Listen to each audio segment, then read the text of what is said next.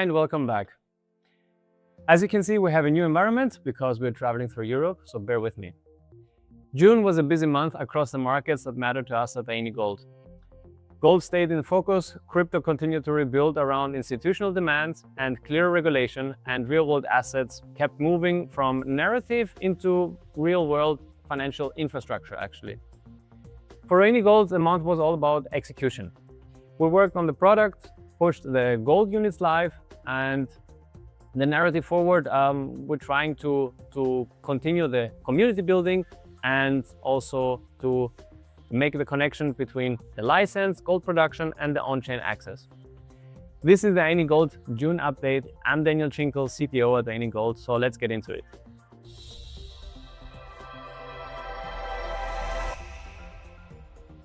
As always, first our macro outlook on gold. In June, it was a difficult month for gold. After the strong move earlier the year, gold came under quite a pressure from a stronger dollar, higher Treasury yields, and a more hawkish Fed outlook. By the end of June, spot gold was trading close to $4,000 level, and comparison to starting the month above $4,300. The main pressure came from interest rates, of course. A stronger US labor data and persistent inflation pushed the market to price in a higher chance that the Federal Reserve would keep policy tight for a much longer period or even move towards an even higher rate hike. As we know, interest rates go up and gold moves down, and vice versa. So for gold, that matters because higher rates increase the opportunity cost of holding an asset that inherently doesn't really pay interest. Except, of course, if you know a cool project that helps with that. So Reuters has reported that gold was heading for its sharpest quarterly decline in 13 years, with June alone being down more than 10% by the end of the month. So the bigger picture is still intact, and I think it's more balanced. So even with short-term pressure, central banks' demand and reserve diversification remain important structural drivers. JP Morgan still has their price expectation at around $6,000 by end of year, which is substantially higher than they were now. And the central banks are still buying geopolitical risks, and the search for an asset outside the standard dollar system is still in play. So June was not a simple bullish month for gold, but a stress test. Price moved lower, but the long-term case around gold as a reserve asset and the macro hedge remains still intact and pretty much alive. Now, as always, let's head over to our crypto landscape. Bitcoin just had a weaker month in June. After rebuilding momentum through ETF demand earlier in the year, Bitcoin moved back to the $60,000 area by the end of June. Price action was only one part of the story, I would say. So the larger issue was the institutional flow. And as CoinDesk already reported, Bitcoin ETFs sold more than 71,000 BTC during the month of June. And this off-selling of these Bitcoins were worth more than $4 billion. So at the same time, corporate treasury buying was much smaller, around 7,500 BTC. So when you add newly mined the supply and the market cap that left a supply overhang for about $4.5 billion, that means that the bigger institutional vehicles are not absorbing enough Bitcoin. In some cases, they were adding to the selling pressure on top of it. This is important because ETF flows have become one of the most clearest measures of institutional demand for Bitcoin. When flows are positive, they can support the market. When flows turn negative, Bitcoin becomes much more exposed to macro pressure, risk-off sentiment, and liquidity conditions. So the June crypto picture was cautious, I would say, and we can see that cooldown is typically for summer at this point of the cycle. I would say Bitcoin still remains an institutional asset class, but the month showed that institutional access cuts in both ways. So ETF can bring in demand, but they can also accelerate the outflows when the macro conditions basically change. So for crypto overall, the key question now is whether institutional demand returns on the second half of the year or whether regulatory progress can support the next phase of market confidence. Key indicator being, for example, what happens regulatory in the US for that. Now on to our next segment, real-world assets, which continue to be one of the most important themes in crypto during June. Tokenized treasuries, private credit, money market funds, equities, commodities, and gold are now becoming a real part of on-chain financial infrastructure. Several market trackers placed tokenized real-world assets above $30 billion on-chain, excluding the stablecoins. So the largest categories remain tokenized treasuries and private credit, but the market is also becoming broader access classes to and chains that are coming onto it. So one of the most important June developments was continued growth on Solana on the RWA venue. So Solana's RWA ecosystem has, in my opinion, grown really rapidly in the last months. More than $2.5 billion in RWA value and more than 270,000 RWA holder wallets. So alone in June, this means that RWAs on Solana are now being traded, held, and used outside a faster, cheaper on-chain environment. This is also why the launch of PAXG Gold on Solana really matters, because PAXG Gold token went live on Solana through the Sunrise DeFi and became available inside the Solana ecosystem. So for the broader market, this is another sign that tokenized gold is becoming more accessible across major chains and not limited to one network or one type of user. In my opinion, the broader direction is therefore clear. Tokenized assets are moving from a static issuance towards a real market issuance. More assets are being issued, more chains are supporting them, and more users are interacting with them through trading, collateral, settlement, and DeFi integrations. This is also the reason why we are eyeing to launch our products at the second chain, which could be Solana, depending on how the market matures on that. So keep pace on that.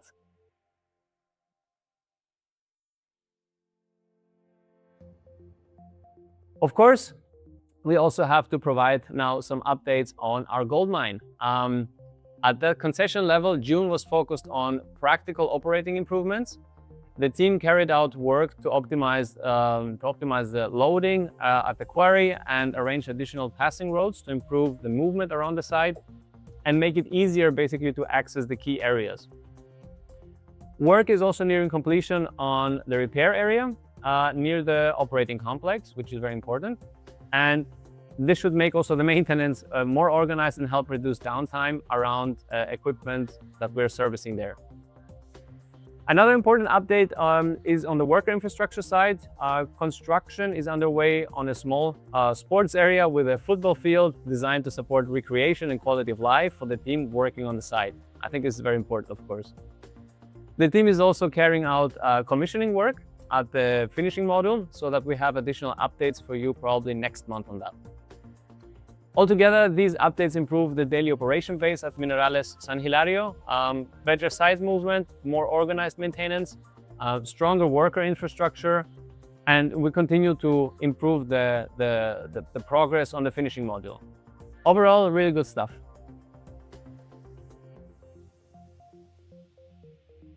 So now let's head to our next segment, which is of course our product, the app.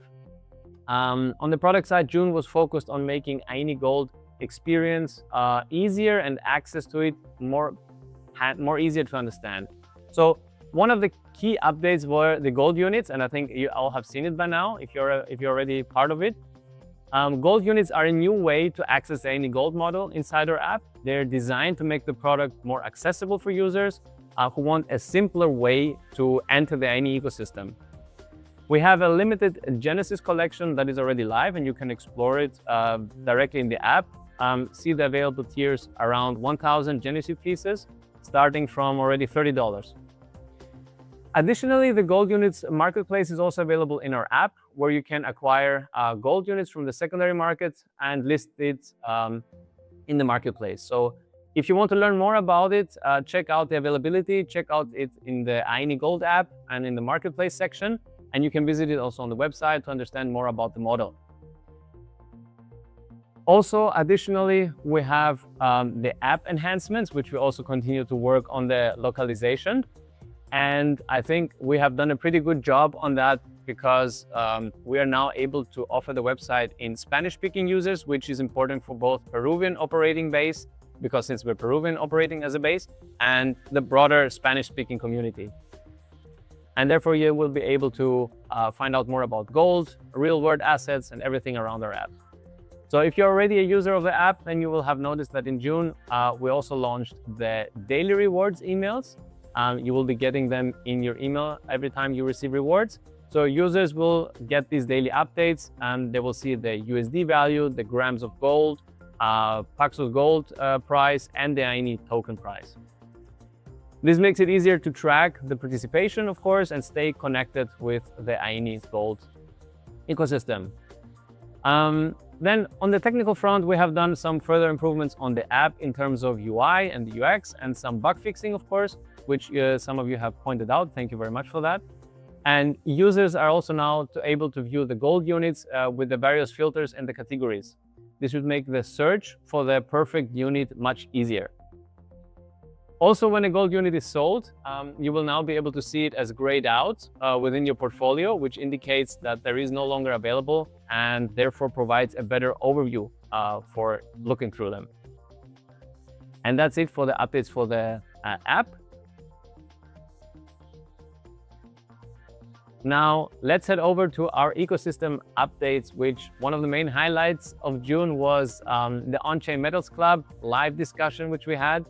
In this session, we had Osman Salem from Oro Gold and Mark Tormey from Dominion, where we spoke about gold, silver, tokenized commodities, DeFi, and all the market opportunities that are out there on the moment on the RWA space on-chain. The full recording is available on Ayni Gold YouTube channel, and if you missed the live session, you can still watch it there. We also plan to host more conversations like this. The goal is basically to keep building around serious discussions around tokenized commodities, on-chain metals, RWA infrastructure, and real production basically of liquidity, have the utilities on the market. So all of this will be discussed in these kind of formats. Additionally, we're also moving more community activity to Telegram. This includes our regular community quizzes and interactive updates. So if you want to stay closer to the Ayni Gold community, join the Telegram chat. Links as always in the description. And our Discord channels will remain available, but they will go into more in the read-only mode. So the community activity will focus mainly around the Telegram infrastructure. Now, ending the segment, as always, we have the community questions, so let's get into them. The first question: how are gold units different from staking Ayni? A great question. Gold units are designed as a simpler entry point into the Ayni Gold ecosystem. With Ayni staking, the users need to lock their tokens in staking in order to open participation rewards. And in gold units, that works differently. You basically only need to hold the gold unit to start participating in the rewards. And from the first day of ownership, you're able to receive these rewards already. So each tier includes already a defined set of mining linked units. So users do not need to calculate the position size from scratch, which is very important. They can choose the tier that fits them and manage it directly in the app. Another important difference is the flexibility. Gold units are not locked. They are not locked for a fixed period. So they are perpetual digital participation units, and you can offer them anytime at the secondary marketplace inside the Ayni Gold app. That means users can acquire, hold, list, and transfer their gold units through the app marketplace directly. And so the answer, to wrap it up simply, Ayni staking is the original token staking model. Gold units are a more accessible marketplace-enabled product layer built around the ready-made mining linked positions that we have. So it should enable you easier access. Second question, do gold units replace Ayni staking? And this is a very good question, but very categorically no, they don't replace it. Gold units do not remove the existing Ayni staking model. Gold units are a new product flow designed to make the entry easier for new users, especially because they don't have to know anything about staking. And instead of having to start with a token to stake or calculating your position, you can just choose your unit, gold unit, choose your tier, and directly access the rewards, basically. So for existing staking users, nothing changes at this stage. If you already have any stake, your current staking position remains active under the same conditions, and gold units add just a simpler, more flexible way to participate. They give you more ready-made tier on the first day for the participation through the ownership, and access to the secondary market basically solidifies that. So yeah, that is basically how that works. So thank you always for your questions, and don't forget to keep them coming. We always read them and try to bring them into the next session. That wraps it up for Ayni Gold June update. June was a month of practical progress, concession work, product updates, gold units, and more ecosystem activity around the tokenized commodities. We will keep on building the product layer that connects the digital participation with licensed gold production. And if you want to explore more about gold units, visit the Ayni Gold app and open the gold unit section. If you missed any of our On-Chain Metals Club live sessions, then the full recordings are of course available on our YouTube channel, so check that out. We have that in the description. And if you want to stay closer to our community, join our Telegram chat. New community activity will mainly happen over there. So thank you so much for watching. That's it for June. See you next month again. Bye.